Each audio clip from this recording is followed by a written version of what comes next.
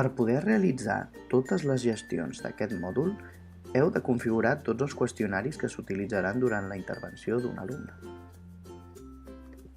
L'usuari que pot configurar els diferents tipus de qüestionaris, els tipus d'intervencions i els de seguiment, és el que disposa del permís Administració del DOIP, o sigui, el cap del DOIP.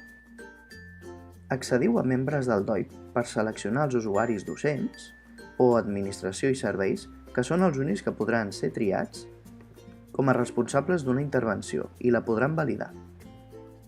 Guardeu.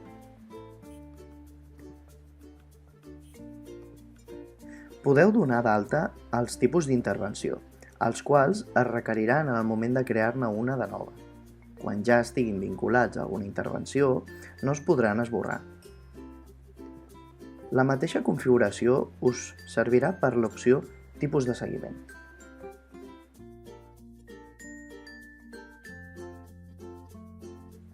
Podreu donar d'alta i de baixa les preguntes del qüestionari que haurà de respondre l'usuari que obri una nova intervenció sobre un alumne. Amb l'opció Nova pregunta, podeu configurar l'enunciat, el format i en podeu organitzar l'ordre. El tipus de preguntes seleccionables són pregunta d'elecció simple, només es pot triar una de les respostes proposades. Pregunta d'elecció múltiple, es pot triar una o més de les respostes proposades. Pregunta de sí o no, només es pot respondre amb un sí o un no. Pregunta de resposta lliure, caixa de text on es pot escriure un text amb un nombre il·limitat de caràcters. Pregunta d'elecció numèrica, es valora una resposta de 0 a 10. En totes les tipologies apareixerà un camp de comentaris, observacions, excepte en la resposta lliure. Si voleu, marqueu aquelles respostes requerides que hauran de ser contestades obligatòriament.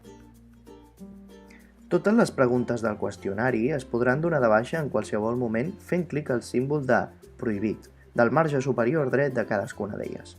No es pot editar una pregunta un cop ja s'ha fet servir en alguna intervenció. Tots els qüestionaris del mòdul es configuren de la mateixa manera.